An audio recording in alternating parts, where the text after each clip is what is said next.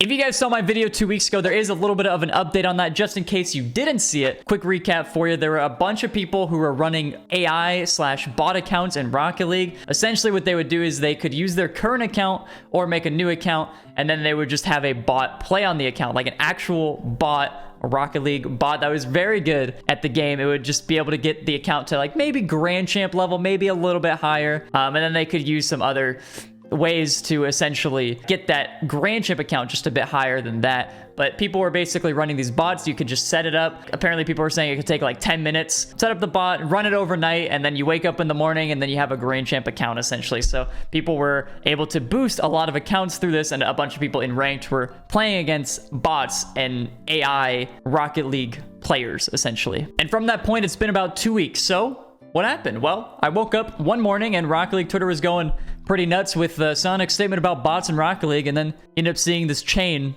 of people just chaining the whole Psyonix statement about bots. I decided to hop in, send a picture of my fridge with the Sunless Con tweet on top. You know, it's a nice little touch. It's a nice little touch there. But here's the actual statement from Psyonix. They ended up saying, for the last several weeks, the introduction of third-party bots to online matches and competitive players especially has understandably been a very active topic among the Rocket League community. And you got to keep in mind, you know, just in general, this is the first time that Rocket League's ever dealt with any sort of cheating sort of stuff. You know what I mean? There's always been like little win traders and stuff every now and then, but besides this is probably the biggest ordeal that Rocket League has had to deal with. Earlier today, we took action against a number of accounts running bots in Rocket League. This ban wave should cover the vast majority of accounts that have used bots since they first appeared in online matches towards the end of 2022. We will continue to monitor for bots and take appropriate action against any players' accounts using them.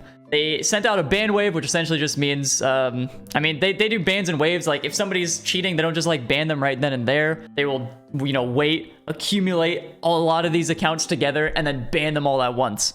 I'm not actually sure why they do that. Maybe it's just so people don't, like, get away with it or, like, run away. I don't know why they do that, but that's what they do. A lot of games do ban waves rather than just banning the account individually. But they've also added a cheating report reason back into the menu, which was gone. You could report people for like doing a bunch of things like being toxic and smash. I don't actually know what you can report people for. I don't pay attention to that. But like you could report people for a bunch of things, but you couldn't report them for cheating. They had it in the game before, then they removed it because they had no cheaters. They're like, why would I do this? Let's just remove it. But they had to add it back because now they realize there's actually cheaters in their game. And then the other most important thing in this post is Devin goes on to say, finally, we are taking steps to introduce additional anti-cheat functionality into Rocket League. This is in progress with the engineering teams, and we'll share more on this once we're closer to implementation, which is interesting because I honestly didn't know Rocket League had anti-cheat. Is that what this is saying? There's steps to introduce additional anti-cheat functionality, which means that there's already something in there, but that is not implemented yet. They're trying to finish it up, and they'll share more once it's actually closer. So, you know, this could still happen. It's not just fixed, right? I mean, even when you have an anti-cheat, even when you have cheaters in any game, it doesn't even matter. It doesn't have to be Rocket League. There's always more cheaters. You find a way to ban certain cheaters, and then a new wave of cheaters comes through, and then they have to figure out how to get rid of those cheaters. It just always happens. And then the rest of this post just goes on to say, you know, this bottom part is the TOS and the code of conduct. And this part right here is just that, you know, we were quiet during the time, but we were actively looking. So, you know, even though they're not making comments about this stuff, they're always actively paying attention, which is, I think, what a lot of people figured, but people don't like the silence from it. But there was one thing here as well that Devin did reply to, and it was somebody else's comment, which is not really related. I mean, it's related to the cheating in a way. It's more so related to the anti-cheat. Somebody asked, will Bakkesmod remain functional and usable with the future release of an anti-cheat? And, you know, if you guys are on Switch, Xbox, PlayStation, you don't care. But so many PC users, obviously, they use Bakkesmod, and Bakkesmod is like a third-party program to be able to like get a bunch of training functions, a bunch of quality of life things that Rocket League like kind of needs, but it's also not necessary. There's also a way to add like items on your car. Like that's how a lot of people use Alpha Boost. It's like it'll show it for you.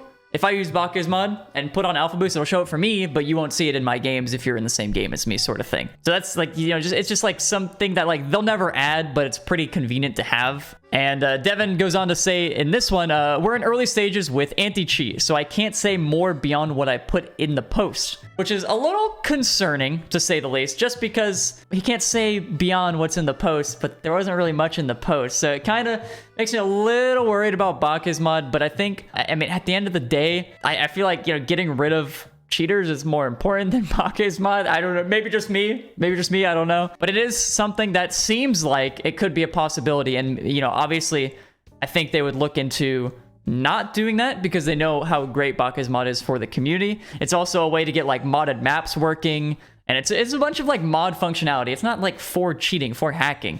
But it is like a third-party program that injects into your game, which is also how cheating could work. So if you just, avoid injecting stuff into your game, injecting a file into your game altogether, then, it would be a pretty easy fix. Also, I should say that's based on my limited gamer knowledge of reading a couple Reddit posts, so I don't know if that's accurate or not.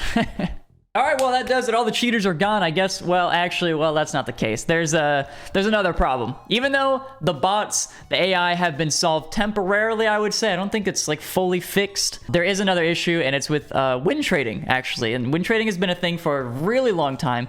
It's happened in Rocket League, happens in League of Legends. I'm sure it happens in Valor. I know it happens in League because I actually have watched like League stuff, so I know it happens there, but I'm sure it happens in every game. Basically, you have one person on one team, one person on the other team. You say, hey, lose this game. Then that person loses. This person goes up in MMR. Then you guys do the opposite thing. And then that person goes up. And it's a slow rise of MMR through win trading. And just being able to gain MMR that way, essentially. And a lot of times the way these MMR systems work in a lot of games is just, if you are playing, you get rewarded. So the more games that you do play, as long as you're going even, as long as you have a 50% win rate, you're going to rank up most of the time. As long as you just keep putting in the hours, that's really how it goes. But getting to the top, the very top of the leaderboard, is a little bit of an extreme. So over the past few days, I've seen a couple tweets on this stuff. There's a couple names here that, they just don't look like they really belong, and they're going a little bit too far on the extreme of like, how high their MMR actually gets. People are saying they're going to break the MMR record, the MMR2's record, which I don't know what that is. I think, if I can just remember and guess, probably like 26, maybe 2,700 MMR, which was done at the end of the season. But now these guys are doing it. This is probably mid-season. This is probably the mid-season mark. But, you can see pros, and then you just kind of see these guys' names. And you see this tweet from Cam. He just says, Ayo Psyonix, do better. Here's a tweet from G1 Atomic. And this one's posted a little bit later. This one's posted 8 hours later, and you can see that it's still ongoing. These guys have gained about 100 MMR. Yeah, even further, they've gained a little bit more. I mean, that Atomic tweet and this crypto tweet were essentially posted around the same time, but I don't even know if I hopped on the game now and I went and looked, I'm sure that their MMR would be even higher because it's been almost 12 hours since this was posted. So, they could be at 2,800 MMR for all I know, but there's a good chance they're going to hit the MMR record. They're just constantly win trading. And it's not like win trading in general has no effect on people. The people who are getting into the lobbies, they're playing in a 2v2 match. If they were just doing it against each other, I don't think anybody would really care all that much. 2v2 leaderboard with some win traders, if they're all four in the same lobby win trading versus each other, I feel like it's not that big of a deal. It's whatever. They'll probably still get banned because that would be like against Rocket League's TOS code of conduct, whatever. But it affects the high level players. Pros run into these guys. Now they're running into constant boosted accounts, whether it's a win trading account or it's a win traded account or a bot account. A bot as in BOT. Somebody bots the account and then somebody buys the account and then somebody plays on it and then they're not good enough and then it's a mess, essentially. So a lot of people are able to run into a lot of these accounts that aren't actually supposed to be this rank. So the question at this point is, where is Psyonix going to go? With all that being said, I do have one more thing to show you real quick. It is a different way that people can get MMR. I don't know how they keep finding creative ways, but this one's a little different, okay?